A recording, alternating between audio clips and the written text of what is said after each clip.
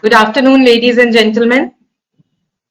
Hope you all are having a wonderful day and are following all the necessary COVID safety precautions. I, Architect Mansi Ghavri, take immense pleasure in welcoming you all to this third and last session of the Tri-Webinar series dedicated to the process of Chandigarh, carrying forward the legacy of Lee Corbusier and Pierre Jeanneret, which is being organized on the very special occasion of Earth Day, which marks the birth anniversary of modern environmental movement. ACT Chandigarh and Sakar Foundation Chandigarh came up with the idea to organize these webinars series with an intention to start an open discussion and share knowledge vital to understanding the city of Chandigarh on one platform. Also, at a time when most activities are restricted during this pandemic, we finally have the time to listen, to understand, and to think of our city. It was decided to bring viewpoints of all the actors and the stakeholders in form of short and to-the-point talks in simple language for an easy understanding of any regular citizen or a student. The organizers have been able to include noted planners, politicians, bureaucrats, residential welfare associations, and Government of India Ministry of Housing and Urban Affairs, as also many local architects, advocates, activists, researchers, and other concerned citizens in this conversation. The enthusiasm of all the speakers as well as participants has been overwhelming so far. I would like to share that all the videos from the webinars, along with a few more important viewpoints, have been made available on our social media page, Process of Chandigarh, on Facebook. The support from organizations like Government of India, Ministry of Housing and Urban Affairs, Official Swiss Diplomatic Representation in India, Lee Corbusier Foundation Paris, IIA Chandigarh and Punjab chapters, FSAI and GEM Chandigarh chapters, Jaguar and Co Private Limited, and Ultratech Cements, and also the participation of about a dozen architectural schools, universities, and research organizations have helped in making this series successful. The series on Process of Chandigarh was designed as a set of 3 webinars to discuss the past, present, and future of our city beautiful.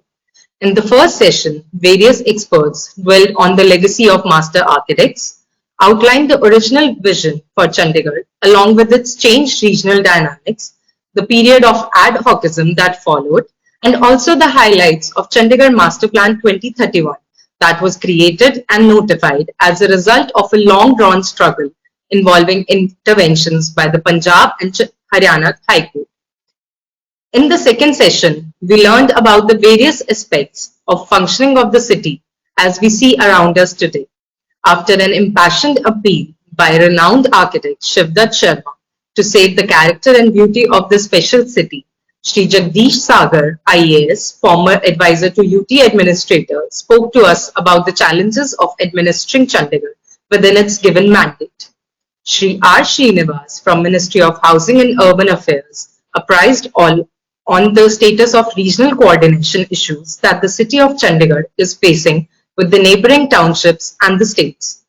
Advocate Ajay Jagga talked about the importance of safeguarding the heritage of Chandigarh.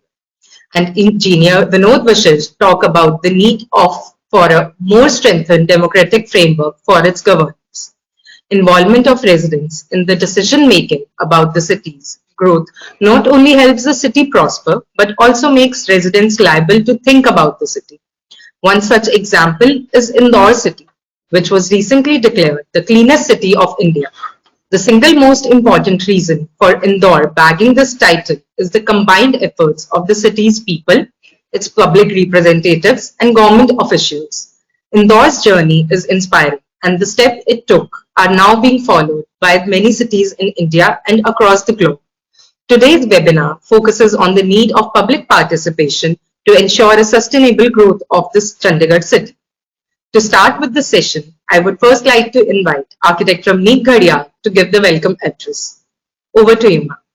Thank you so much. Good afternoon, everybody. So, ACT Chandigarh and Sakar Foundation have jointly organized this third and last part of this tri-webinar series titled Process of Chandigarh Carrying Forward the Legacy of Corbusier and Pierre Jeanneret. So these events aim to bring forth information pertaining to major issues faced by the city of Chandigarh and adjoining areas, along with opinions of all stakeholders for an open discussion. We welcome our Swiss speakers, Dr. Tom Evermaid, Professor, Swiss Federal Institute of Technology, Zurich, Switzerland; Dr. Lorenz Stedler, Professor, Swiss Federal Institute of Technology, Zurich, Switzerland. Warm welcome to today's Indian speakers, Dr. Manoj Kumar Thiotia, Assistant Professor, HUD Co-Chair Coordinator, CRRID Chandigarh; Shri Pawan Kumar Bansal, former Union Minister MP Chandigarh; Shri Satyapal Jain, Senior BJP Leader and former MP Chandigarh; and Dr. Sangeeta Bagga, Principal CCA Chandigarh. We really appreciate efforts by architect Mansi Ghavri for preparing this online event, and it is our great pleasure to share that almost 12 design schools and professional associations are taking interest in these webinar series, and we welcome administrative staff and their understudies too. It's one of a sort occasion. Moreover, we invite our supporting associations, Government of India, Ministry of Housing and Urban Affairs (MOHUA), Embassy of Switzerland to India and Bhutan, Consulate General of Switzerland in Mumbai, and Swissnex India, Consulate General of Switzerland in Bangalore, the Corbusier Foundation Paris, Architect Cement, Indian Institute of Architects Chandigarh and Punjab chapters, FSAI, GEM, Chandigarh chapters, ASHRAE and Jaguar. We really appreciate your presence here with us. Thank you so much. Thank you so much, ma'am. Now, I would like to invite Mr. Manoj Thiotia, Assistant Professor, HUD Co-Chair Coordinator at Center for Research in Rural and Industrial Development, to introduce today's theme and the speakers for the session. He is an author and has been handling various research and training activities on issues related to urban studies for past 2 decades. Over to you, sir. Welcome to the third event in the tri-webinar series organized by ACT Chandigarh and Sakar Foundation. Today's webinar is on public participation. If the planning and governance is through participatory process, probably the level of trust is also high. Then whether the governance is a kind of shared governance or it is just one-sided systems of delivery of services and management of systems. Whether the system has inbuilt mechanism of engaging people, whether various types of committees in which people are integral part have been constituted to manage various affairs, whether the government is responsive. So responsiveness of the government is again very important. The presence of the government is very important. And then trust building and dialogue between the people and various components of the government at local level. I think these are some of the important aspects. If you want to improve public services, if you want to have increased accountability in the systems, better transparency in the system, whether the local governments do social auditing, all these things, help in participatory governance arrangements. The participatory governance arrangements are possible through ward committees, through self-help groups, through advisory councils, through various procedures like social auditing, etc., as adopted in many other states. So these are some of the important theoretical dimensions which I was wanting to share before I talk about the India's experience and experience of some of the states, and also about the Chandigarh.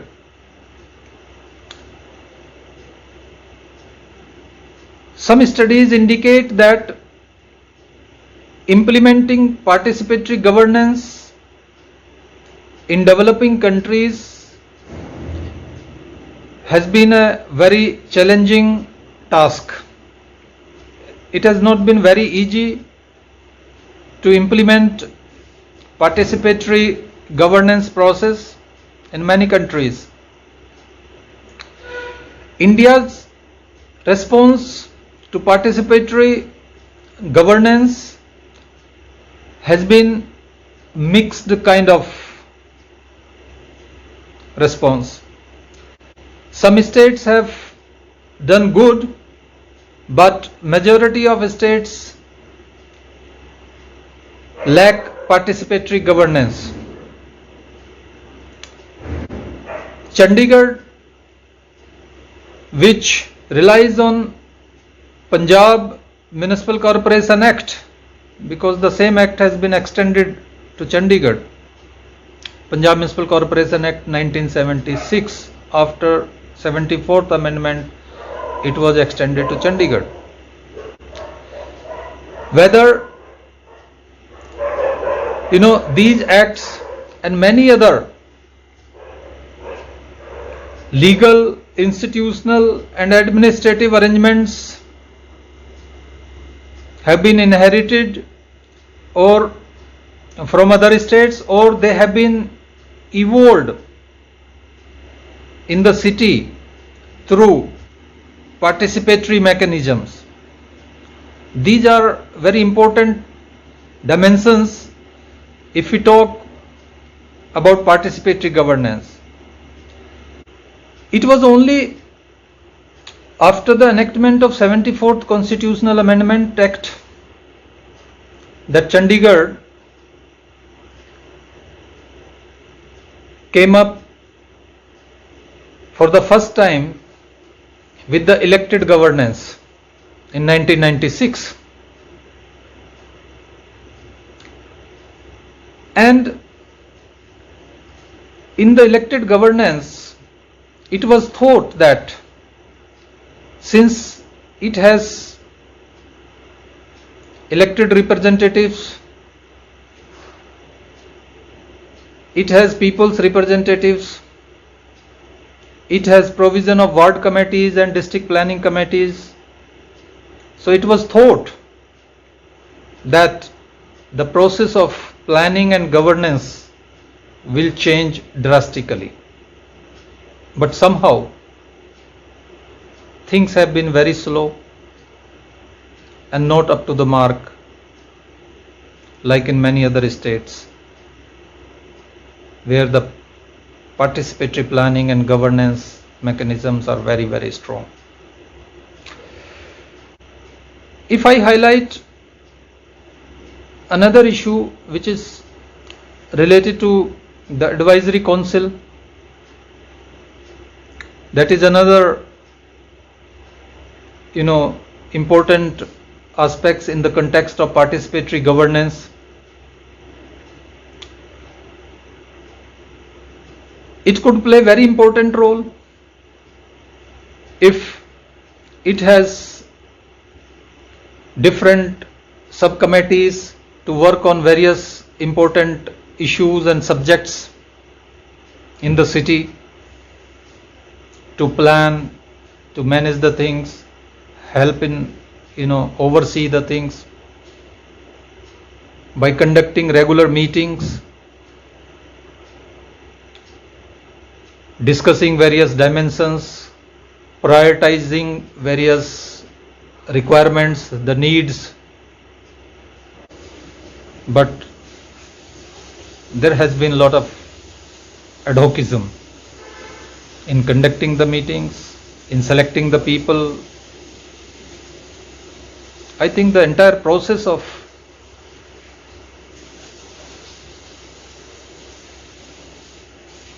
people becoming part of these committees and councils should change. So the entire process of planning, which is still not bottom up, but top down, needs to be changed. Here I also want to give an example of housing. Chandigarh, in terms of construction of housing, has done pretty well. The number of houses constructed by Chandigarh administration is good, but again, the people's participation has been very poor. From the initial stages, while conceiving the projects for housing for the urban poor. My PhD thesis was on this, which I completed in 2018. And I found that despite the good efforts, despite achieving good number of housing units for the poor, the issues of segregation, issues of marginalization of the poor are there. And the marginalization is not only spatial in the sense of spatial marginality, spatial segregation, but it is also in the form of social and economic marginalization.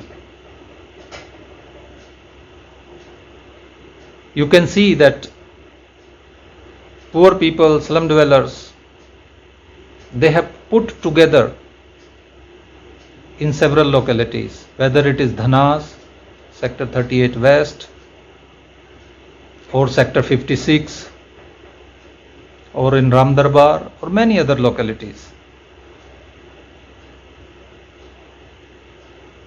I think it's a big flaw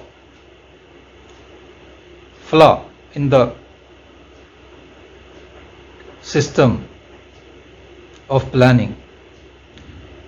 We also did not consider the requirement, the priorities of the poor people while planning that one room dwelling. So many of the urban poor, after they were allotted the units, they had to change the internal structures. If people's participation was there in the initial stage, while making the initial layout plan of the unit, maybe we could have avoided that modifications, which resulted not only in the wastage of money of the urban poor, but also degraded the quality of the buildings. So that is another example. And of course, while shifting the people from colony number 4 or 5 to Dhanas or elsewhere, their workplaces where they used to work, they have gone far away. The ladies who were working nearby their slum areas are not able to find the jobs. Many people had to change their occupations. Many people have left the jobs because commuting every day to far-flung areas is another problem because of that. So I think these are some of the dimensions in local governance, in municipal corporation, in advisory council, in preparing various projects where people participation can play very important role in governing the city, in managing the local affairs, in improving the service delivery, Chandigarh has slipped in Swachh Bharat ranking. In many more areas, despite one of the best cities, we are lagging behind. I think we need to look at all these dimensions. While I have various suggestions to improve the situation in the context of participatory planning and governance in Chandigarh, like improving the local planning and governance at the pattern of Kerala model, where the plans are made at neighborhood level and then they become the plan of the city, and then they have a district planning committee which integrates the plan of the city as well as the villages, and then it becomes the plan of the district, and then all the district plan become the part of the state plan. And this is how the planning process should start. Kerala had huge people's plan campaign. They engaged all the institutions, all the agencies in planning. And today, at very short notice, because they have a lot of trained people, at very short notice they can organize training programs for the elected representative and officials, because they have trained the people from various colleges, universities, research institutions, training institutions, ITIs and all. Panchayats, you'll find a lot of people from Panchayati Raj institutions and urban local bodies. They are the trainer. So when the new governments are elected, local governments are elected, suddenly you find a lot of people to help them as a trainer about the new systems, new mechanisms. So they engage children through child assemblies, Bal Sabha, they call it Bal Sabha. They engage them in the local planning process from the beginning.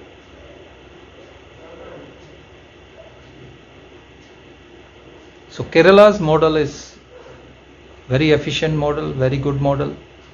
Their devolutions are very high, one of the highest in India. Devolution from state to the local bodies and panchayats. The resources of the panchayats. In panchayat, they have even biodiversity plans.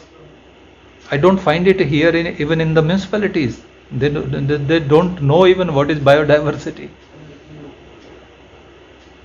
They have small plans for all major things. And that's why they're very efficient in planning. And these plans are prepared in consultation with the people. I think these are some of the things, if we adopt in Chandigarh, we learn from Kerala, we learn from Gujarat, we learn from Madhya Pradesh and many other states. They are doing much better in terms of participatory planning. Way back I wrote an article in Hindustan Times that Chandigarh can try mayor and council system, which is much better than present mayoral system. And the term is just 1 year. It is like ceremonial kind of system that you want to make everybody a mayor. Mayor is very responsible position. It takes a lot of time to learn how to do the things, and when you learn, there is another mayor for 1 year. So I think we need to reform many things so that system of planning, system of governance improves. We also need to reform advisory council. Different subjects, different process of selecting people, regular meetings with the officials, meeting with different stakeholders of the city. And it should be effective instrument of planning, governance, management of local affairs. It should not be ceremonial, just one meeting or two meetings in a year and it's over. No. It should be very regular. Lot of hard work should be done to make it an effective tool of planning and governance.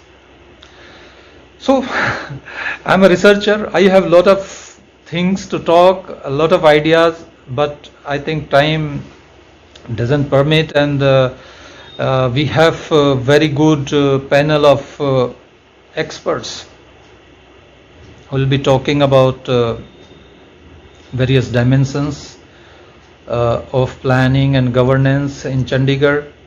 They have been there in various capacities.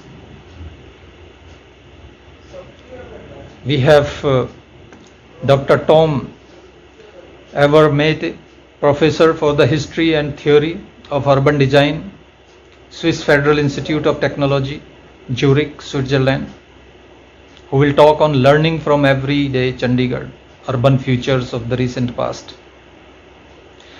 We have former members of Parliament from Chandigarh, Sri Pawan Kumar Bansalji and Sri Satyapal Jainji, who will share their insights on the city of Chandigarh, the existing practices of public participation, along with the ideas for a framework to safeguard its future. Then we have a talk on participatory governance models by Dr. Laurent Stader, Chair for the Theory of Architecture, Swiss Federal Institute of Technology, Zurich, Switzerland. And then concluding remarks will be given by Dr. Sangeeta Bagga, who is renowned architect and principal, Chandigarh College of Architecture. Thank you very much.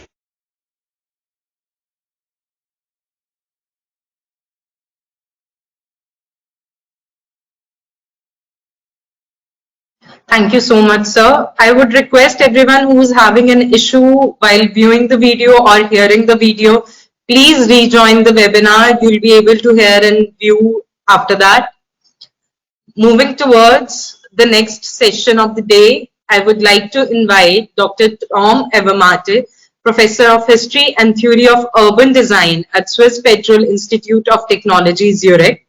His research focuses on the architecture of the city and changing roads, approaches and tools of architects and urban designers for a cross-cultural perspective.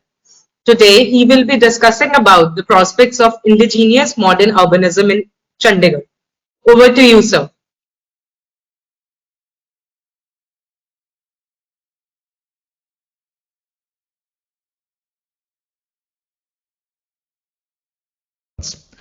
It is a pleasure to be here and to discuss with you the future of Chandigarh in this seminar of this afternoon. Before I start my actual talk, I think it is good to have a little disclaimer and to tell you that I'm speaking here as an historian. In the past years, I have, together with my colleague Maristella Casciato, undertaking research, amongst others, into the city of Chandigarh and its design principles. As you can see on the screen, this has resulted in a book, Casablanca Chandigarh, a report on modernization, and also in an exhibition, the exhibition How Architects, Experts, Politicians, International Agencies and Citizens Negotiate Modern Planning, Casablanca Chandigarh. This exhibition was shown at the Center of Canadian Architecture in Montreal, Canada. The canonical history of Chandigarh is quite well known. After independence in 1947, Nehru commissioned a new capital for the Punjab region. The first designers were Albert Meyer and Matthew Nowitzki. Later on, a team spearheaded by Le Corbusier would be in charge of the design of Chandigarh. Next to the Grand Swiss Master, there were other important actors that took care of the design of Chandigarh, such as Pierre Jeanneret, but also Maxwell Fry and Jane Drew. Next to these European designers, there was a large group of Indian architects that were responsible for the design of Chandigarh. It is the legacy of all of these actors that we are encountering today in the city. So, how to look upon the history of the city of Chandigarh in a different way? In my talk of today, I'm going to propose to you that Chandigarh can be looked upon as an indigenous modern urbanity. I will claim that this indigenous modern urbanity also holds the key for the future of Chandigarh. In the remaining of my lecture, I will talk about the different characteristics that compose this indigenous modern urbanity. A first characteristic that I want to raise is the issue of landscape. It is maybe not that well known that prior to starting their planning project, Le Corbusier and the team made a very detailed survey of the landscape on which Chandigarh was going to be erected. Through sketches and photographs, they made a detailed and precise survey of the landscape qualities of the territory on which Chandigarh was going to be erected. This connection to the landscape and to the ground would become a main characteristic of Chandigarh. While other modern cities in Europe and in the Americas were designed as completely disconnected from their landscape features, Chandigarh maintained an intense relation to the natural features of the ground. In the various models and drawings, we see how nature and the urban are in Chandigarh no opposites, but reciprocal elements. In this reciprocity between nature and city, a new urban landscape is created. This large attention for the landscape within the urban environment is one of the defining characteristics of the indigenous modern urbanity of Chandigarh. A second characteristic that I want to talk about is Chandigarh's relation to local patterns of life. While other modern cities were designed according to universal principles, in Chandigarh another approach seems to have been at stake. This becomes particularly clear when we look at the housing in Chandigarh. While the dwelling typologies look very modern, at closer scrutiny we see that there are particular aspects that relate to local dwelling patterns. In these houses by Maxwell Fry, for instance, there are large terraces which allow to sleep open to the sky during the hot months. In other instances, we see how building elements were especially designed to accommodate local patterns of gathering and working, as here in these entrance portals. Time and time again, this acculturation of local dwelling patterns to modern building typologies was a characteristic of Chandigarh's indigenous modern urbanity. A third aspect that I want to draw your attention to is Chandigarh's engagement with local ways of building and local materials. It is well known that for the construction of Chandigarh, a specific choice was made for locally produced brick that could easily be produced but also employed by regional craftsmen. This engagement with local construction techniques and local materials would not only become a defining element of the aesthetic of Chandigarh, but would also locate the production of the city clearly within the local economy. Thinking a modern city in relation to vernacular materials and construction techniques would become one of the characteristics of the indigenous modern urbanity of Chandigarh. Another feature that characterizes the indigenous modern urbanity of Chandigarh is its intense relation with climate. Numerous are the examples of building elements that create shadow, cross-ventilation and protection for the sun. All of these elements were needlessly incorporated in the modern urban design and architecture of the new city. Engaging with issues of climate and the environment would become in Chandigarh a full-fledged characteristic of an indigenous modern urbanity. Last but not least, the city of Chandigarh also exemplifies a particular approach of the temporalities and agencies of the city.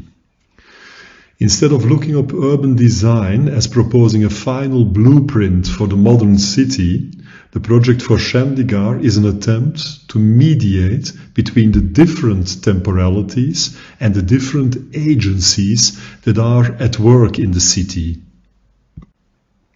At several scale levels, the project for Chandigarh deals with the relation between the long-term and more short-term changes and transformations that are happening in the city. At the largest scale level, there seems to be a double grid at stake. The grid of the sectors seems to be complemented by a second, less visible grid of green spaces. The juxtaposition of these two grids creates cells that are half a sector wide and that define a frame within which the sector can urbanize. This idea to articulate a long-term frame in order to allow for more short-term transformations and adaptations is very particular for the urban design of Chandigarh. A main characteristic of the indigenous modern city seems to be its capacity to change and adapt over time within the confines that are set by the two grids.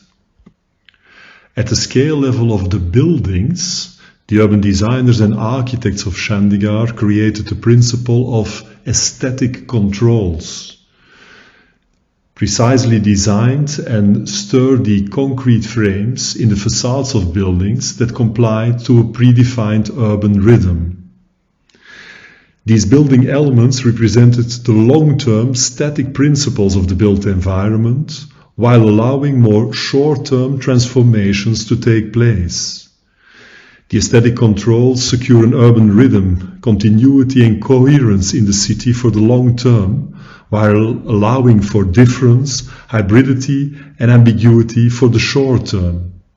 As many of you know, this unique system made it possible to cater for the various temporalities by which the urban environment is being transformed and adapted throughout time. However, the two systems that I explained to you, the system of the double grid and the system of the aesthetic controls, are not only about the various temporalities that we can recognize in the urban environment. They are also about the different agencies that produce the city. Most importantly, they are about the agency of the urban designers and architects in relation to that of the citizens. Indeed, the system of the double grids seems to negotiate between the long-term qualities of the street and the green strips that are defined by the urban designer and the ongoing urbanization which is defined by the citizens themselves. On the other hand, the frame of the aesthetic control is carefully composed by the architect in order to secure a long-term cohesion in the urban environment, while leaving the single citizen the opportunity to change, transform, and adapt his dwelling. In other words, the artifactual definitions of the urban landscape and of the building in Chandigarh regulate the relation between the agencies of the designers and that of the citizens that both produce the city. The very formal and material reality of the double grid and the aesthetic controls installs a very particular relation between the collective interest, which is represented by urban designers and architects, and individual and private interests that is represented by the inhabitants. As a conclusion to my short talk of today, I would like to argue that the challenges that the architects and urban designers of Chandigarh were facing in the 1950s still resonate today when we want to think about the future of the city. This is the meaning of the title of my lecture, Chandigarh Learning from Chandigarh.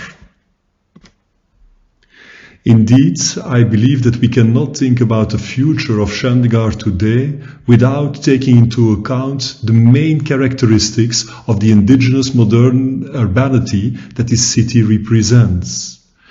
Indeed, we need to ask ourselves today about what sort of relations the city maintains to the landscape, how it relates to the patterns of life, how it engages with the ways of building, how it deals with the big climate challenges that we are facing, and last but not least, how a new urban design engages with the temporalities and most importantly, with the agencies of citizens.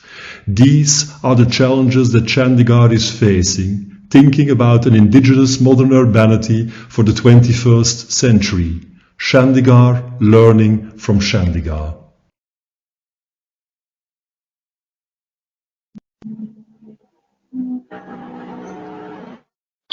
Thank you so much, sir. Chandigarh indeed is not just a site of large and iconic monuments, but is also a place of ordinary houses, shops, and public spaces in the sectors. Chandigarh for today has indeed a lot to learn from the Chandigarh of the past.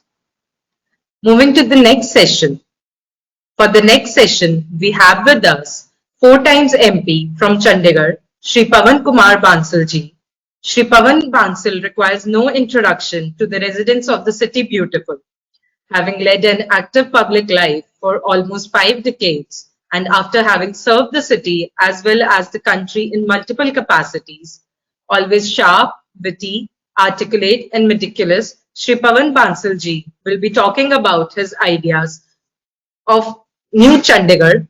Over to you, sir.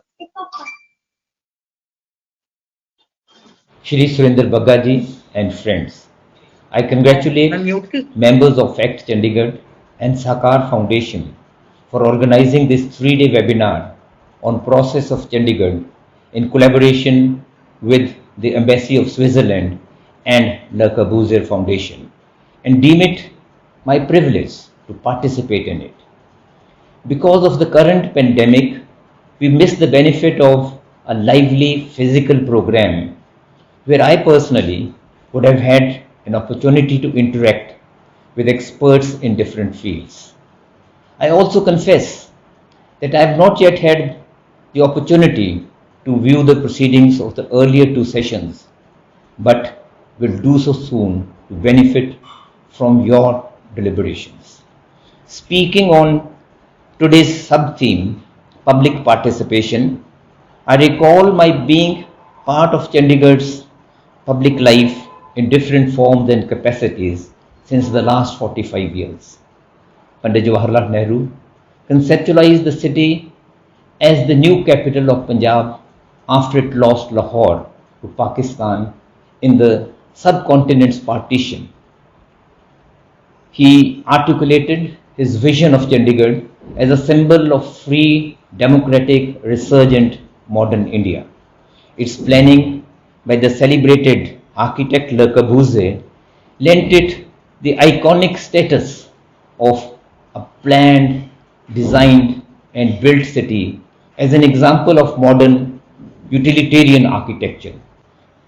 Political developments leading to reorganization of Punjab in 1966 through the then incipient city in the throes of a political slugfest between the successor states of Punjab and Haryana, with no agreement being reached amongst them because of their intransigence.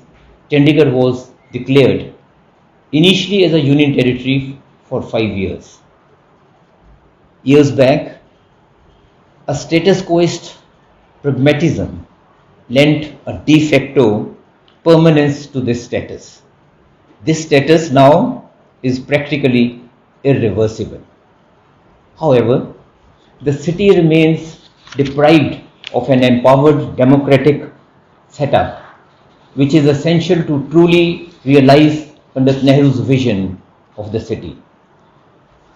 For the first 30 years as a union territory, Chandigarh only elected a member of Lok Sabha. The municipal corporation was established in 1994 And ever since its first elections 2 years later, it has only presented a modicum of local self-government with no real say in the affairs of the Union Territory.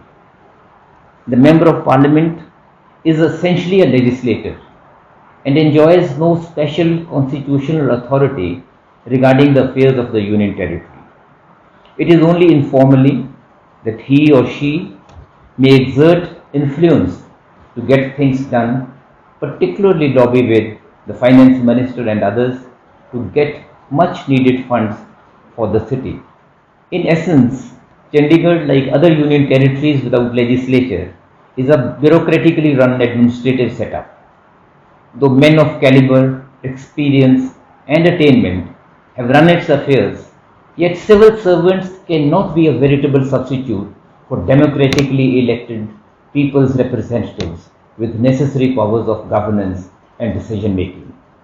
They come for a fixed term of 3 years on what are considered to be the prize postings.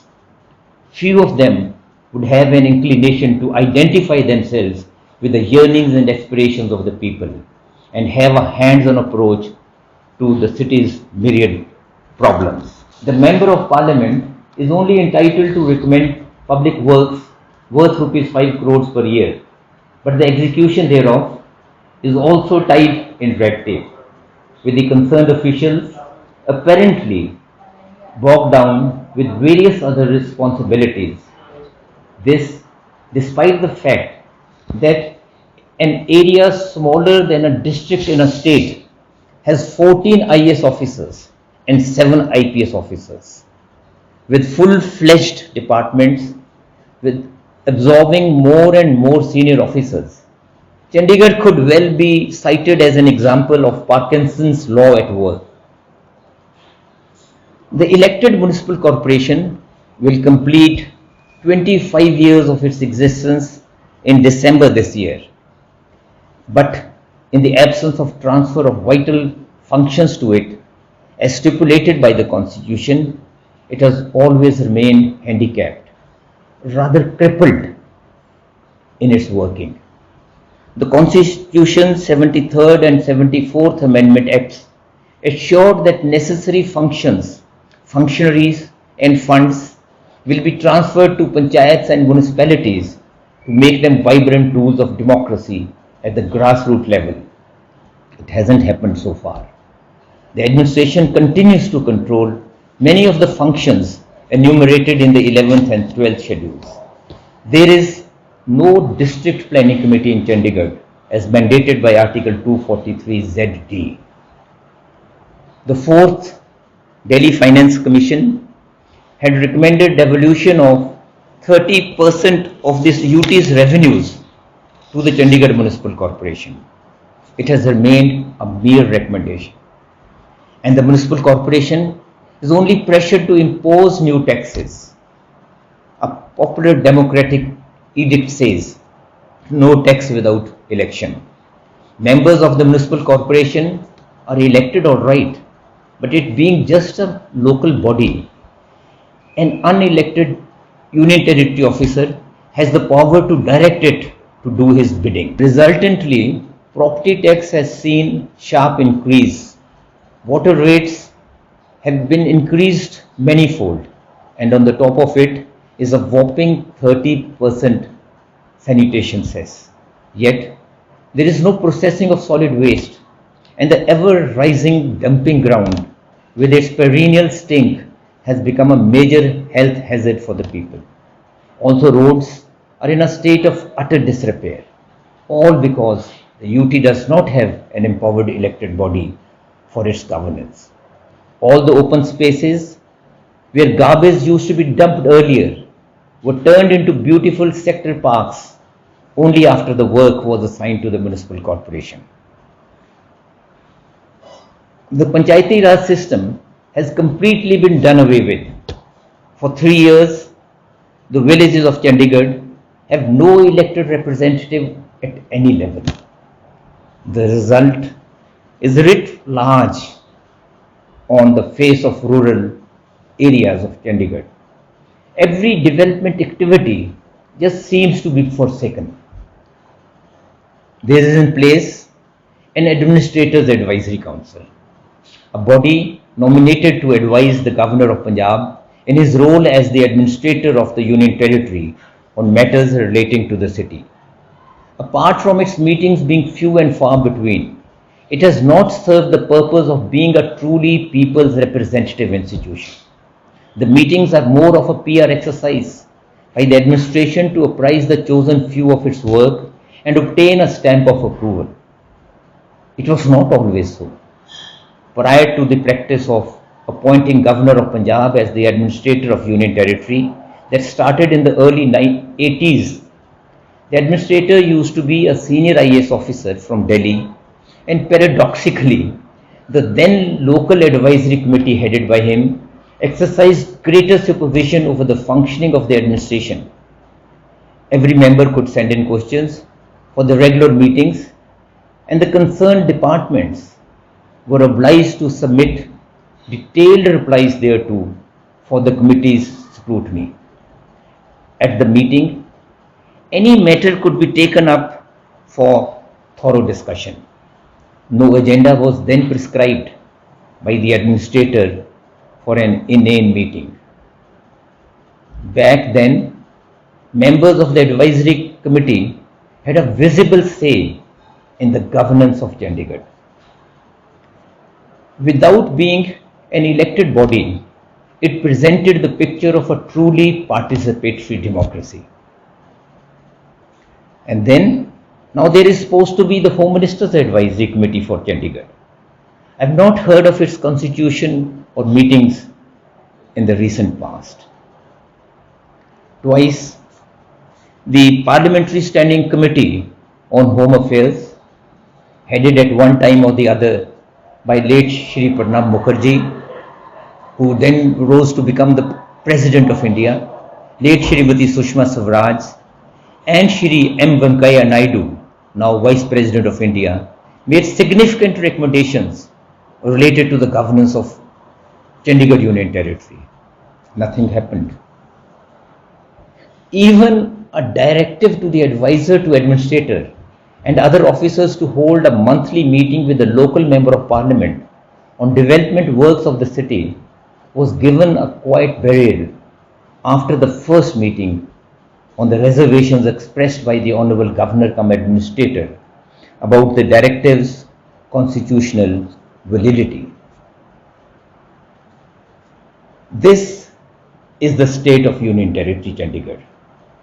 It is revenue surplus, yet it doesn't get adequate funds from the Consolidated Fund of India, to which go all its revenues. It has an MP, but he is just one of the 545, unless he can exert personal influence with the union ministers for a few more rupees for its development works. It has just a glorified elected body called the municipal corporation, but in the eyes of bureaucracy, it is only a local body. There may be other bodies like the Heritage Conservation Committee or the Committee on Landscaping, etc. But these are simply creatures of the administration, which itself is strictly speaking not answerable to the people.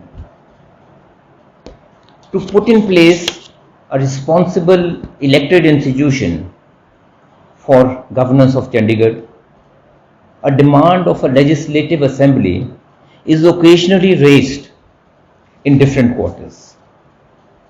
Not undermining the spirit behind this demand, it is my considered opinion that a legislative assembly like that in Puducherry or the National Capital Territory of Delhi is not a viable proposition for Chandigarh.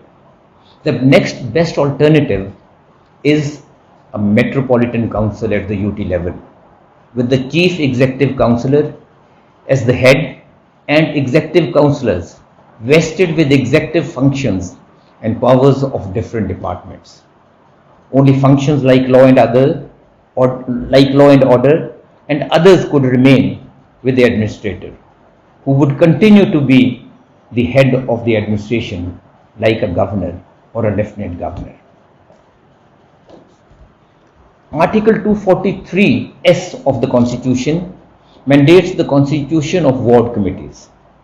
It was not intended to be a sterile provision, and it has turned out to be in Chandigarh. Democracy is not just about holding elections every 5 years or so. It must establish systems of good governance through larger participation of people in day-to-day matters concerning the people. Ward committees and residential welfare associations are those public bodies which can beneficially contribute to the development of the city as a model of urban governance and play an important role in various other public centric activities, whether those be social or cultural. I would conclude by saying that a vibrant participatory democracy is one where views of civil society are respected and the government is guided by a democratic temper, is fired by a democratic temper. For a small union territory like Chandigarh, the administration will do well to hold open houses with an open mind, inviting the concerned stakeholders to give their opinion on vital issues concerning the people before it arrives at any decision. Chandigarh must allow an organic development of democratic institutions and practices from the grassroots level upwards, and not summarily imposed decisions from the top, howsoever well intentioned those be. Thank you.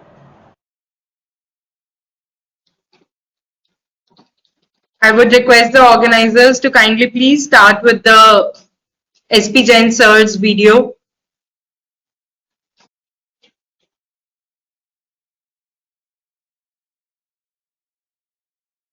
Happy that the ACT Chandigarh and Sakar Foundation are organizing a seminar, not one-day seminar, not one-day discussion, but discussion about Chandigarh past, present and future in different sessions. Experts from different fields have been invited to give their views, and I am thankful to them for inviting me to this discussion, seminar, webinar, whatever you may call, on public participation in Chandigarh. See, the Chandigarh was carved out in 1966. I remember I belong to Kharad, about 22-23 villages from Kharad Tehsil were acquired, and ultimately the development of Chandigarh started. Over the years, it has come out to be a major town of not only the northern India, but of the entire country. 66, when partition of Punjab took place, the then Shah Commission had recommended that Chandigarh, entire Kharad Tehsil consisting of Chandigarh, should be given to Haryana. But then, under the pressure from various leaders from Punjab and because of other many factors which I don't want to go at this moment, the then Government of India, then Prime Minister Mrs. Indira Gandhi, at the last moment, she decided to keep Chandigarh as a union territory. It was a decision which was taken just at the time of division of Punjab. So except that it was declared to be a union territory, its elected representatives, corporation, assembly, etc., all those issues were not gone into. As a result of which, from 66 right up to early 90s, it continued to be governed by the officers, by the administrators. Earlier it was the Chief Commissioner. After the extremism came in Punjab, then the Chief Commissioner's post was abolished. The Governor of Punjab was given the powers of the administrator UT also. The point which I want to make, the first point which I want to make is this, that for about 25, 28, 30 years, it was only and only the administrative setup consisting of officers from Punjab, Haryana, who used to manage the affairs of Chandigarh. And I remember, even in early 80s, a demand had started coming from the people that look here, the officers come from Punjab and Haryana, 3-year tenure, 2-year tenure, 4-year tenure, they come here, they go back. One officer has his own perception about Chandigarh, another officer may have his own different perception about Chandigarh. Unless there is a people's participation in the decision making, there will be no continuity. I remember in one of the meetings I was there, somebody put me a question. He says, why Chandigarh is being discriminated on that issue? If in Punjab, some decision has to be taken. It is the elected Chief Minister of Punjab, maybe Prakash Singh Badal, maybe Captain Amrinder Singh. If it is the case of Haryana, it is the elected Chief Minister, maybe Shri Manohar Lal ji, Om Prakash Chautala ji, Bhajan Lal ji, Huda ji. If it is the Himachal, then maybe Shanta Kumar ji, Veerbhadra Singh ji, or Prem Kumar Dhumal. They take a decision because they are the elected public representatives. Why not some set up in Chandigarh also, so that our plans, our futures, people can also participate in that. And I think it was after that, then a demand started.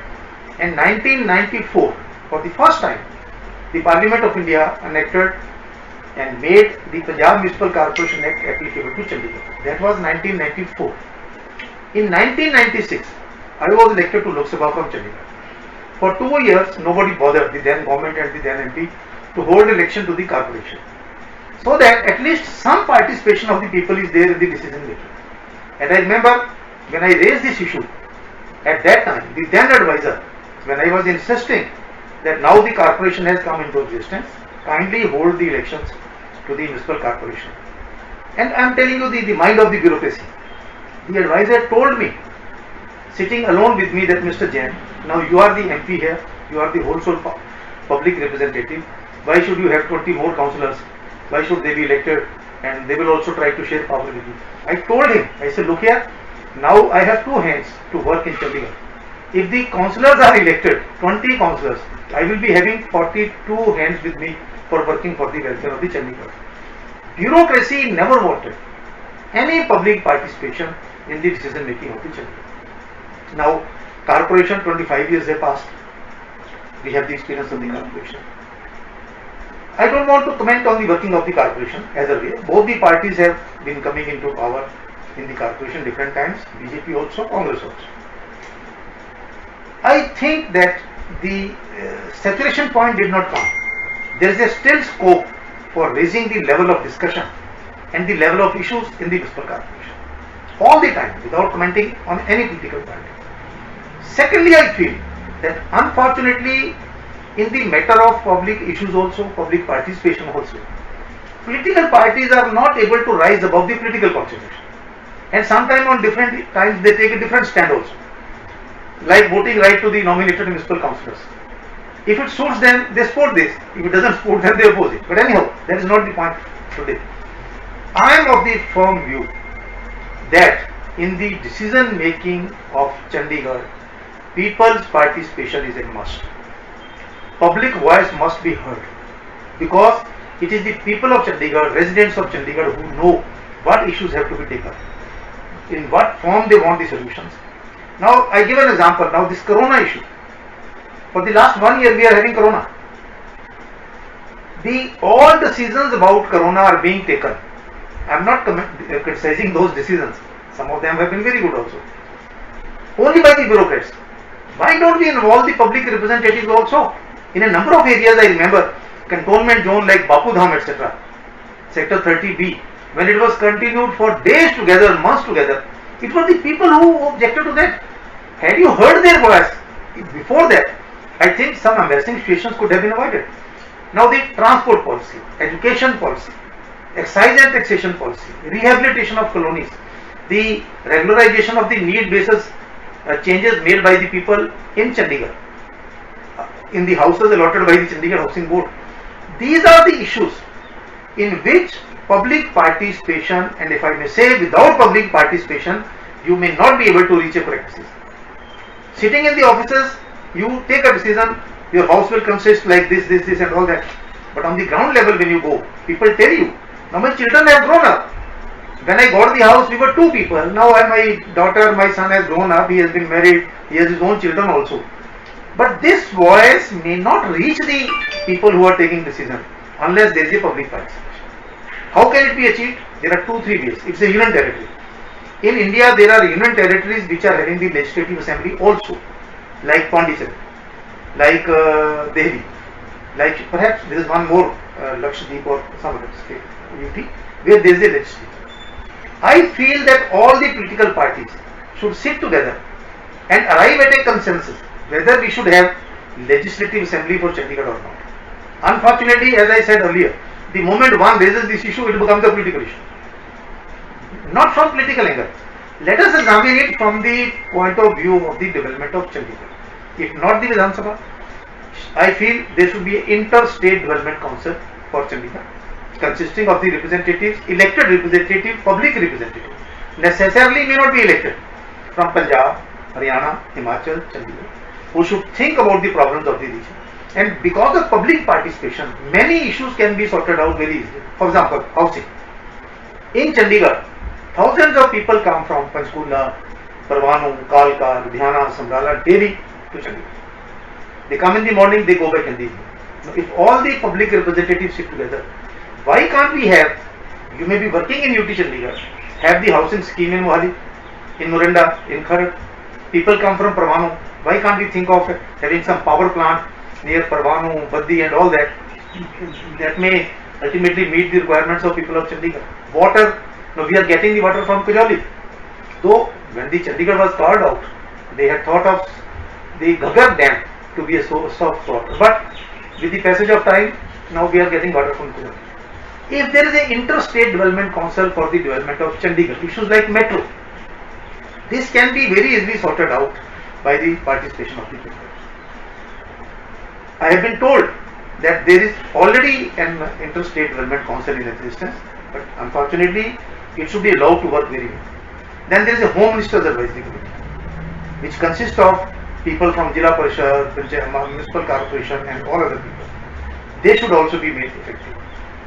The Advisory Council was constituted about 25-30 years back for the administrator in Chandigarh.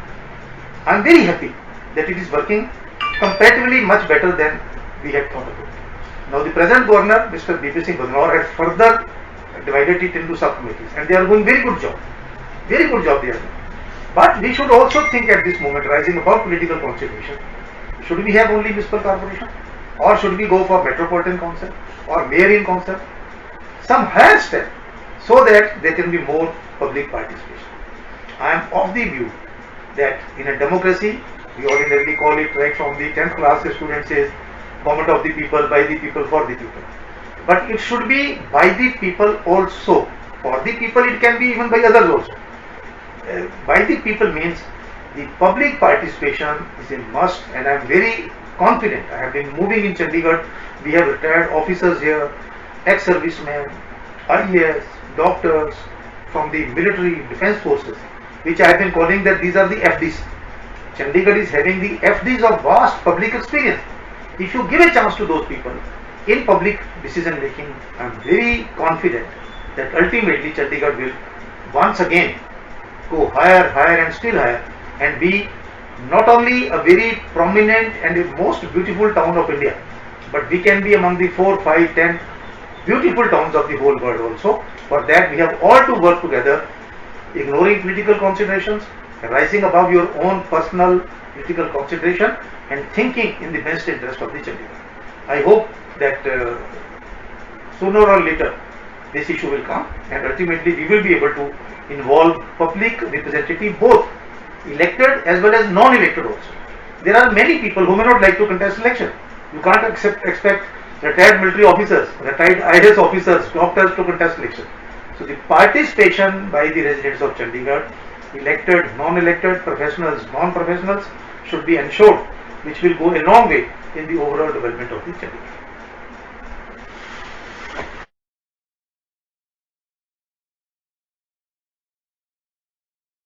Thank you so much, sir, for shedding the light on the working of the city and highlighting the importance of residents' voice in decision making for the future of the city. Thank you for highlighting the need to empower the Interstate Development Council as there are 3 states that are involved in day-to-day working of Chandigarh. Moving on, I would like to invite Dr. Lawrence Stedler, Chair for the Theory of Architecture in Swiss Federal Institute of Technology, Zurich. Dr. Stedler is an architect, an author, and a distinguished academician with expertise in history and theory of architecture. Sir, we would request you to kindly share your perspective to understand the issues faced by people here today. I would very much like to thank you for this kind invitation to speak to you today. I was, I guess, invited as a Swiss scholar to speak about the wonderful Chandigarh, and this is also the position that I'm going to take today with all its shortcoming, for which I would like to excuse me. Two Swiss gaze have been thrown on Chandigarh already in the 60s. The one who show perhaps two poles of the project. The one is, of course, that of Le Corbusier and Jeanneret. It's the perspective of the architect.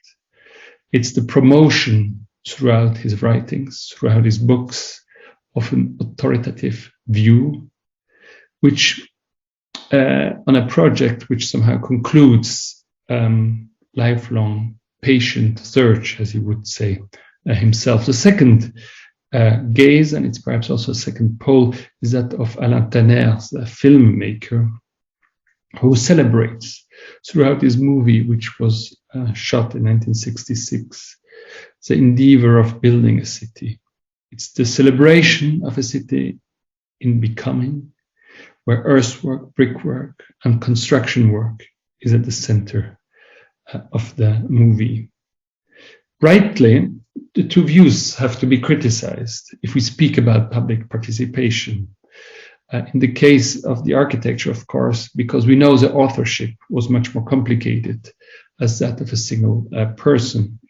As we know, the importance of previous architects, collaborators of Le Corbusier, architects who were building alongside Le Corbusier, but also, of course, the vision that Nehru had at that time.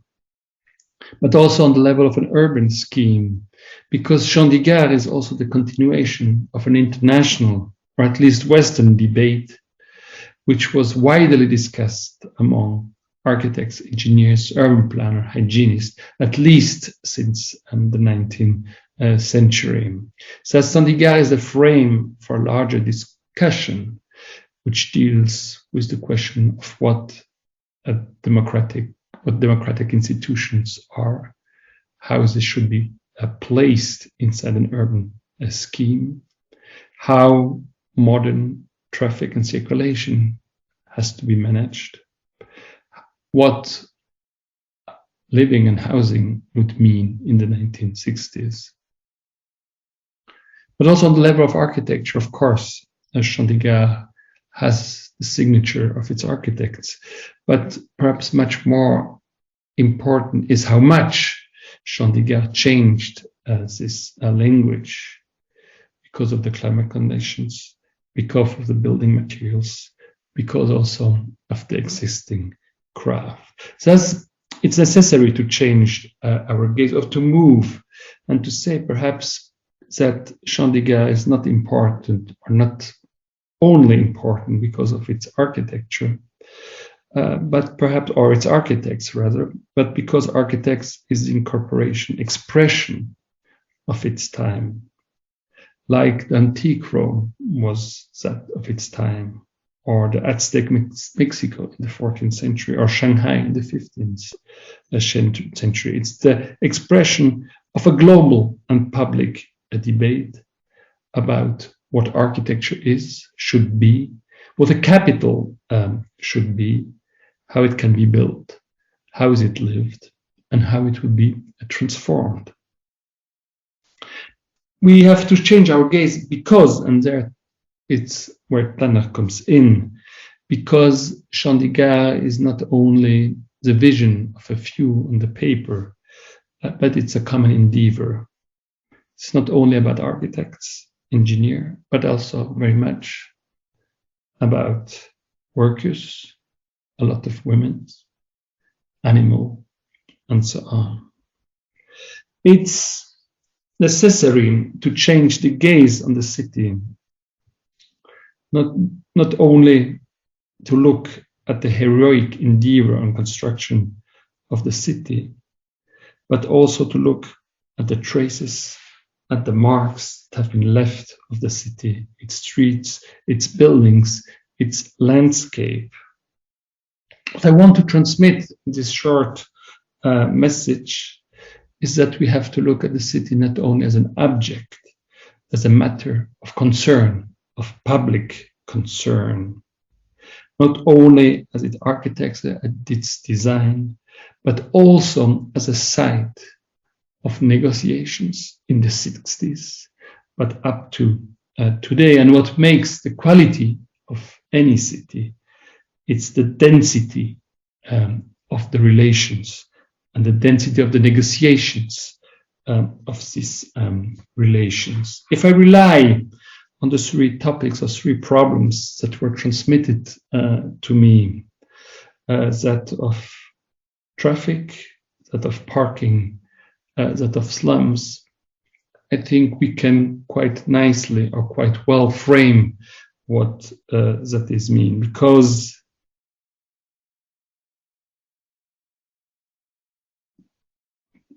to understand a city through traffic, through parking, through slums is the expression of a city which follows particular interest, that of the individual car, in the case of traffic, that of free space, in the case of parkings, that of social segregations, in the case of slums. So to think the city as a place of public negotiations is somehow to think on how this public and particular interest could again become part of a larger, denser set of relation.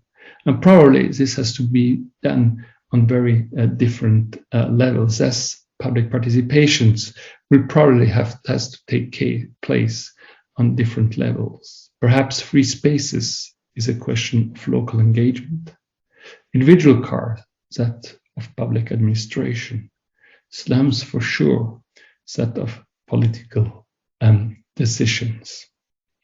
I really hope that internet will work and that I will be able to join you personally on the 26th. Thank you very much for your attention. I am very grateful to be part of this endeavor. Thank you. Thank you so much, sir, for taking out the time for us. That was a sensitive and beautiful speech.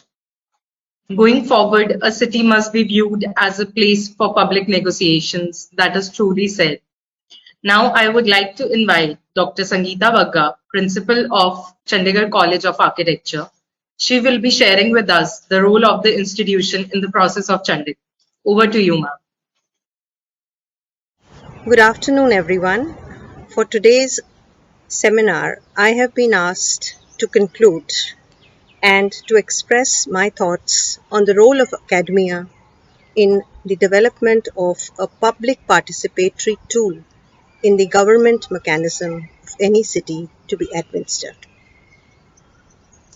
The role of academics in the deliberation of a city are paramount. There are several dimensions of engagement. The first is documenting the present to compare it to the future when the present becomes the past. Hence, mapping the city through immersive studios and workshops has been the intent and the role-making of the College of Architecture in the city public participatory process. The academia thus is a repository of the city space. Each successful mapping exercise builds on the learnings and buys on the outcomes of the previous ones. The second dimension of engagement is to furnish a platform of discourse, debate, and to brainstorm. Holding the Belgian mirror, examining the city with a lens, inside, outside, periodic conferences, panel discussions, and further deliberations can enable this. Thus, the academia is responsible to conclude on this task. In the third dimension, as a stakeholder in the participatory process, the academia proposes an engagement as a stakeholder to carry out surveys, short-term testing grounds for interventions, pilot studies. This helps us in two ways. We prepare our students through tool mapping exercises and enable a mapping of the city, which at other times may be extremely costly, time consuming, and almost impossible.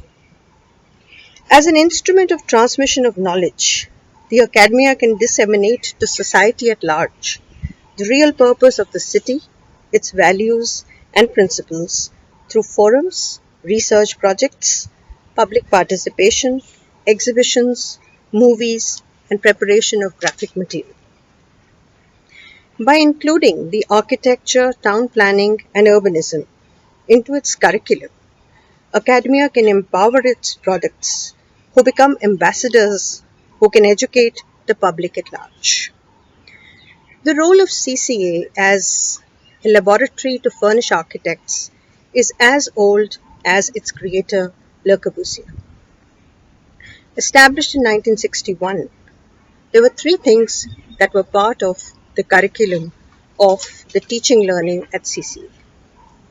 The first was a carpentry workshop, and the workshop discipline was a much awaited and much practiced and continues to be so as part of our curriculum.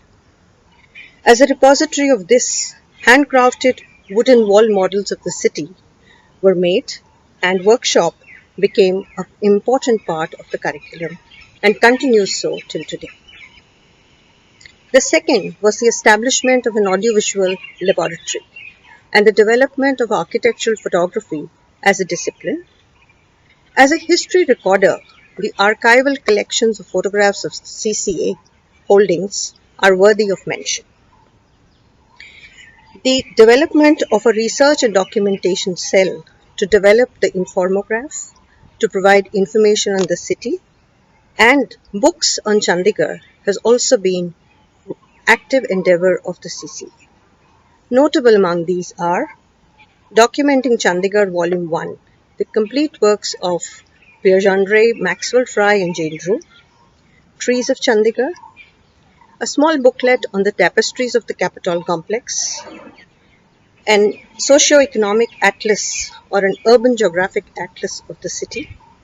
Needless to say, the theses that have been in the holdings of the CCA of its undergraduate works exceed 500 plus and are frequented by scholars not only from the national schools but also from the international arena.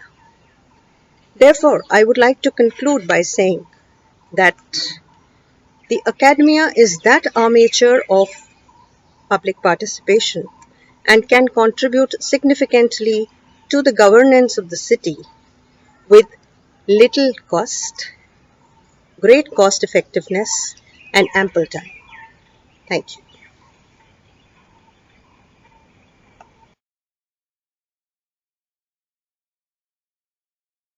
Thank you so much, ma'am, for such a wonderful talk and highlighting the need for academia to get involved as an act as a platform for public participation.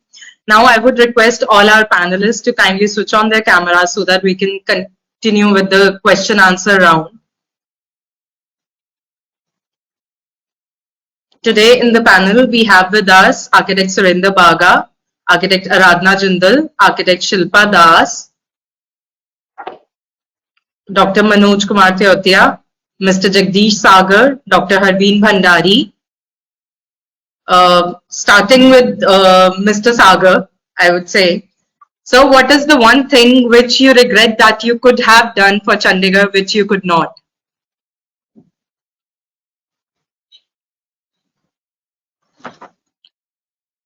Jagdish sir, you are not audible to us.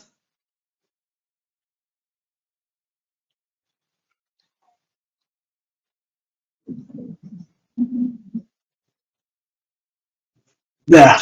Sir, yeah. I think you can hear me now, I hope so. Yes, sir. That's a surprise question, taking me completely by surprise, because while one was there, one always had a large number of things in mind, and I've never left the First thing job. that comes to mind. There were lots of things that needed to be done, which I wasn't able to do. So, and I think that's true with all my colleagues as well. So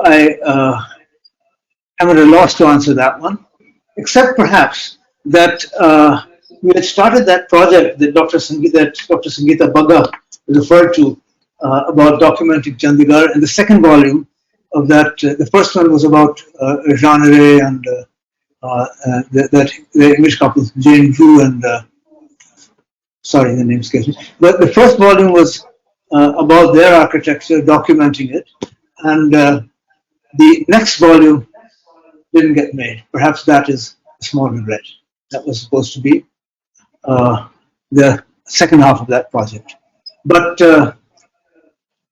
that apart, I can make, since you've called me, just one comment on what has been discussed. It was a great pleasure to see and hear Mr. Bansal and Mr. Jain again. They were very much there in my time as well. But on what they said, I think it's fair to say that Chandigarh was constructed, designed, conceived, everything top down. And so its initial administrative setup was also top down and deriving from authority, even authoritarian. And that fitted very well enough with the original conception of Chandigarh, which was never going to stay. That beautiful little plan that Dr. Abramate showed us once again.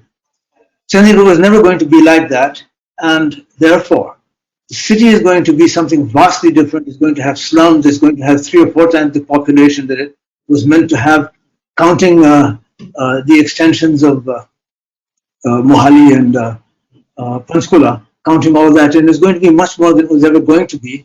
And that is what went wrong. This new conception for how to run the city can't work. And the elected people whom you have heard, or the political people whom you have heard, were very right on that point. Thank you, Ez. I have a question for architect Shilpa Das. After listening to so many experts, politicians, bureaucrats, what are your plans to carry forward the ideas or the proposals of these webinar series? As Mr. Sagar already said, there are lots of things that need to be done. So what are your ideas? Thank you. Actually, this was a very long time dream to have all these thoughts put together at one place at one time, because the conversation, I believe, has to come back to where we are going rather than where we were intending to go. And we need to see and understand the place where we are today. So what we do beyond this, Mansi, is I will say this is the first step. And it is up to all of us who are invested in this idea to decide and figure out where we want to be. Having said that, personally, my understanding for the city started with what we understand and what we learn in college. But after this 99 conference, when Jagdish Sagar sir was there, I got a clue into the town planning and the future where the city should be going, and the best brains in the world brainstormed on this. Eventually, it was a discovery, and it was a sad, disappointing situation when we learned that because of this political stalemate, we are stuck in this logjam. And that's when we realized that unless the people of Chandigarh come together and insist on a framework which takes us to a better, brings us to a better place, things are not going to come together for Chandigarh. So I'm very, very optimistic that this conversation will go on and the efforts will succeed. Thank you. I really hope that does happen, because it is one of a kind platform that we are getting to share and listen to everybody and share the knowledge. One question I have for Engineer Vashish, sir. Has City Forum of Resident Welfare Organizations collaborated with other institutes or societies? And if so, we would love to know the experience. And if not so, will you be interested in collaborating with other institutions like IIA or FSAI if they take the step to bring in the public participation ahead? Definitely, yes. And if we go by the idea of the setting of Chandigarh, And I was just going through other day the quote from Corbusier that he has built the city. Now it is up to the residents to carry it forward. So definitely we have lot of resident welfare organization in Chandigarh associations. We have around 200 in number, and we have different groups and forms where all are interconnected, and we would think of something new also, so that we can carry forward the thoughts set up by ACT and Sakar Foundation. Definitely, yes. Thank you so much, sir. To Harveen ma'am, recently we read that CEPT University conducted a study on Chandigarh's traffic system and proposed few solutions for the same. And as Sangeeta ma'am was saying, how academia plays such an important role. We want to know, like, why aren't our own institutions, which are either in the periphery or in the Chandigarh itself, not taking studies of the Chandigarh and proposing solutions for the same? Thank you for the question. Very good afternoon to all the listeners and to the panelists.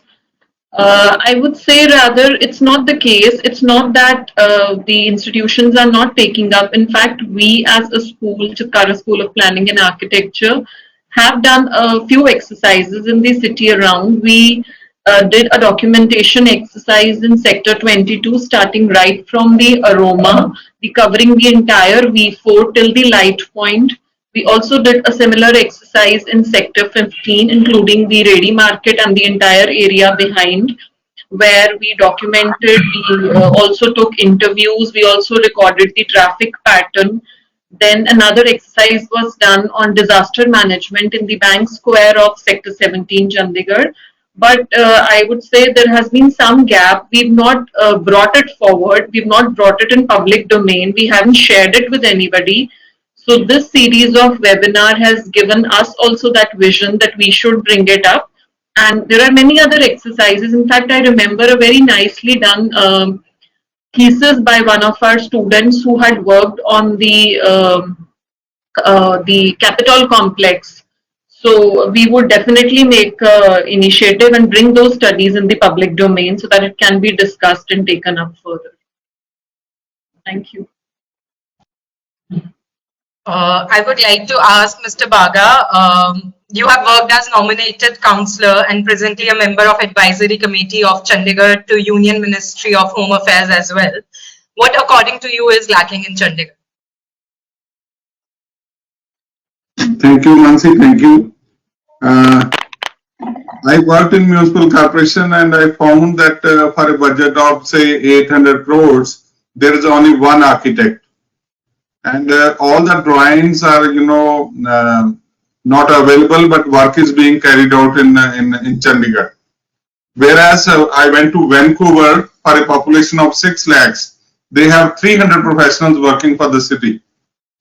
I think it's a surprising for a population of 1 million, only 10 or 20 or 15 people are working, and in addition to that, they are not sufficiently empowered. They are totally controlled by a set of engineers or bureaucrats. That is very unfortunate part of the city. Exactly. Now, as ACT Chandigarh and Sakar Foundation have taken the initiative to provide a platform where actually we were able to discuss all these things, I think a lot of people, be it academicians, be it the architects, planners, everybody would be they will be keen to think about it and move forward with the agenda that ACT Chandigarh and Sakar Foundation have started. That's all for the question answer round for now. Moving forward, I would like to invite Dr. Sangeeta Bagga for the concluding remarks. Excuse me, Mansi. We also have Dr. Aradhana from MMU University. I think so. She is not here right now. I can't see her on the screen. Ma'am, are you here? Yeah. Actually, I wanted to ask Aradhana ma'am if she has anything to add, how academicians can actually play a vital role in helping public participate. Academicians, they have a vital role, I think, because they can make their students first aware of that basically how they can really raise the issues right? And first the understanding the issues, then raising the issues. So public participation is very important. That, and second most thing is, as a researcher, they can really do research. All right, it's very important that research is important for understanding the issues and bringing it, in the foreground for the people to understand, and really that they can take it to the administration, right? Because taking the issues to the administration is again is very important. So academician role is to awaken the people through the students, right? Through the research. Ma'am, what would you say about like collaborating with the government bodies, either municipalities of the respective cities the colleges are located? How can students actually work with them in collaboration and bring about a change in a city's future? Basically, the thing is that, what happens, that the municipal corporations, they have been working in isolation. They don't basically listen to the public. And since I am from Ambala, so I have been seeing a lot of changes taking place in my Ambala, but there is no public participation. They have not been even asking the architects what exactly is to be done. So that change is not organized, the change is not sustainable, and it is something like, they have been doing in disintegrated way. So like, people face a lot of issues due to the, unorganized development of the city. Similarly, Chandigarh, because there is no public participation, so that is why the things are happening only at the administrative level. So what happens, that it is the user who have to use the city. They have to face, for example, I say that the traffic issues, I say that the parking issues, they are very vital issues, and they have the direct impact on the citizens or the residents of the city. So similarly, I would say that if at all, as an academician, as a college, if at all, we meet the district administration and just make them aware of, how we really have to, we have the contribution. Because so many times even I have tried at my level to meet the local administration, but the thing is they never listen, hardly listen. So it is that the district administration also has to be proactive in understanding the views of the public, because the public is at large is the most affected by any decision which the administration takes at their level. So similarly, for example, the Chandigarh, like Sangeeta Bagga is saying, that we have to, as an institution, the students can really, suggest some studies, like we can carry out such studies, and those studies are to be taken to the administration, and the administration should again be proactive in understanding that what are the implications of like such studies and how they can be, applied at the city level. Because students, they are, I think, very active, and they have a lot of energy, and through their teachers they can really carry out a lot of studies.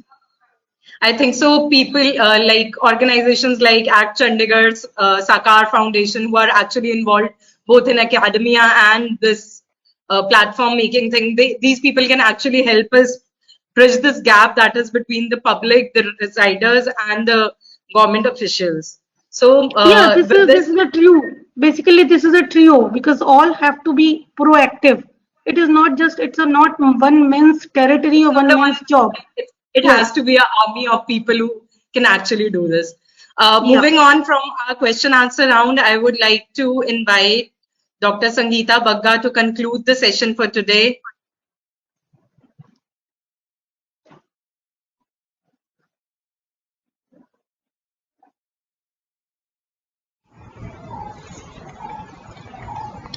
Good afternoon, everyone. The tri-webinar series of the Process of Chandigarh, organized as a professional collaborative exercise supported by the official Swiss diplomat representations, Foundation Le Corbusier, the Chandigarh, Punjab and IIA chapters, and coordinated and handheld by Act Chandigarh and the Sakar Foundation. The first webinar, that was titled Legacy and Vision, was presided over by His Excellency Ralph Heckner, Ambassador of Switzerland to India and Bhutan, and he was truly appreciative of the commendable efforts taken to engage the citizens from different walks of life to create awareness on the role of the history and vision of the city, about the creation of the modern city in post-independent India. Madam Sumit Kaur, former Chief Architect UT, expressed the urgent need to implement Master Plan 2031, both in letter and spirit, to conserve the legacy of Le Corbusier. Shilpa Das, founder of ACT Chandigarh, along with Surinder Baga, deliberated on the theme and stressed upon the need to have a more public participation oriented in the affairs of the city and its decision-making process. Senior advocate M.L. Serene, born and brought up in the city, advocated the need for a central controlling authority which would take care and nurture the city and its periphery, wherein the voice of technocrats be given greater weightage. Dr. Philip Upstrang, professor from the Swiss Institute, brought about our attention to the idea of the city as a historical enterprise and its cultural value, and raised the question of the city being alive and not a monument to be fossilized. Architect Surinder Baga stressed upon the need of the hour to the problems of the growing city, and Dr. Aradhna Jindal expressed hope that the webinar would generate awareness and serve as a catalyst for the historical preservation of its legacy. The second webinar was focused on how to take forward the legacy of the city, wherein Mr. S.D. Sharma, eminent architect, who was also responsible for realization a large part of the city, he reiterated the need for a robust framework so that Chandigarh's beauty and character could be preserved. Several experts presented their viewpoints. We had former advisor Sri Jagdish Sagarji. He recorded that administering Chandigarh was a far cry from what was envisioned, even when he was the advisor of the city. Planner R. Srinivas expressed and emphasized on regular and frequent regional coordination meetings so that the city can be managed at the regional level because of the interdependency between the city and its hinterland.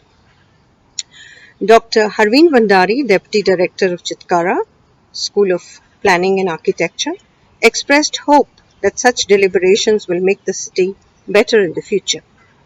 Shri Ajay Jagga, noted advocate, emphasized the importance to safeguard immovable and movable artifacts of the city.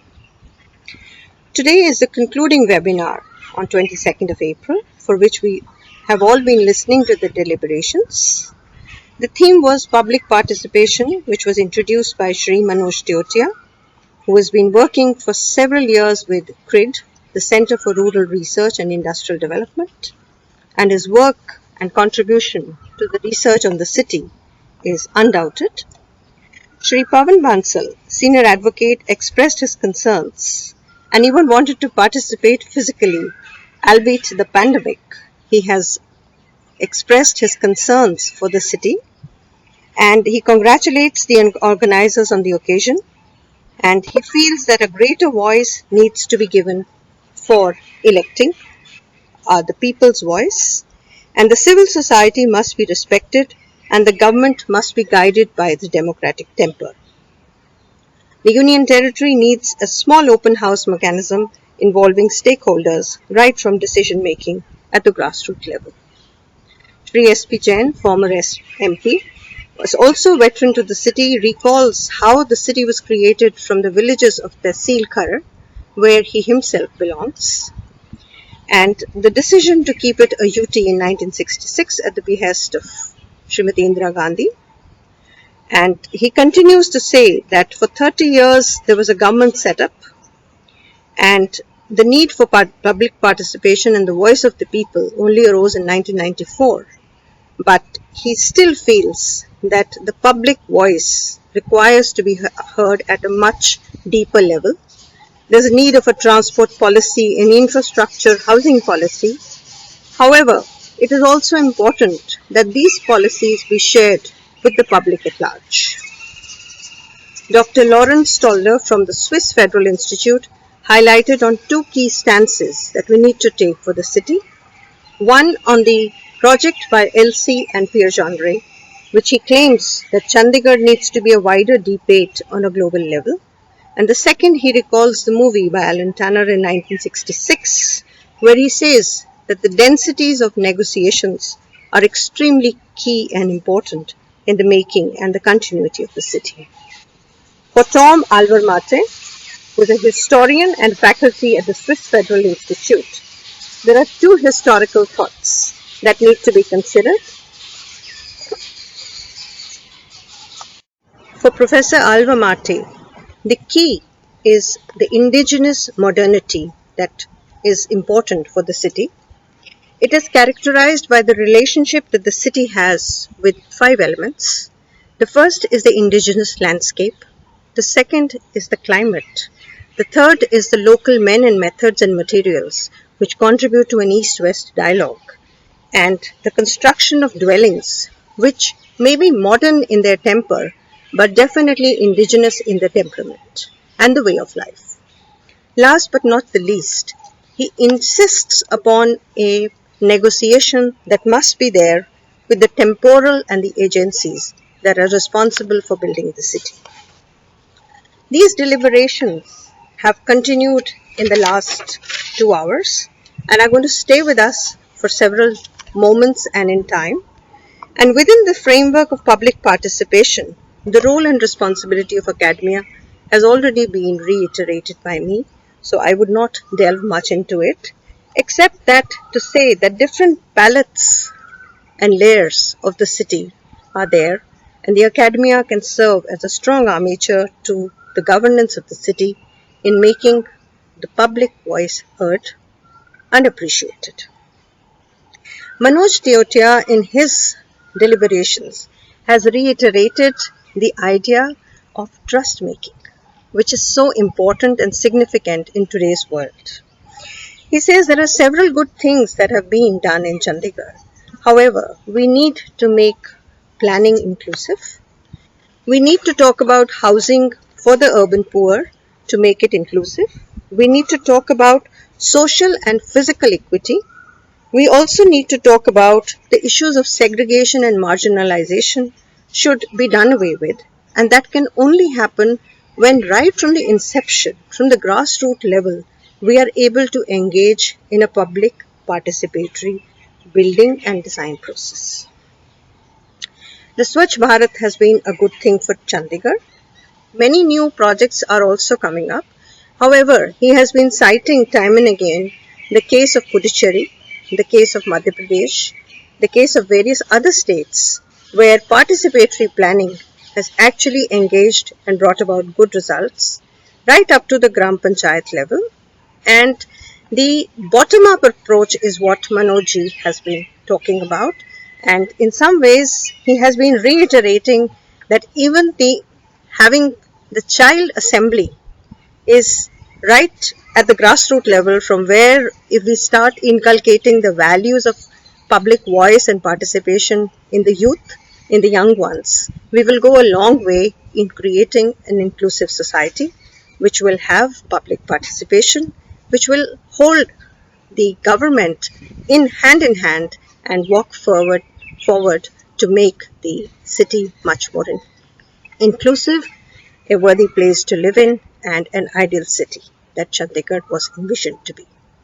Thank you very much for your time and your cooperation. Thank you so much, ma'am, for concluding remarks. You beautifully summed up everything that we have been talking about in all the sessions. Thank you so much. Now I would like to invite architect Ramneek Gariyal to present vote of thanks. Over to you, ma'am.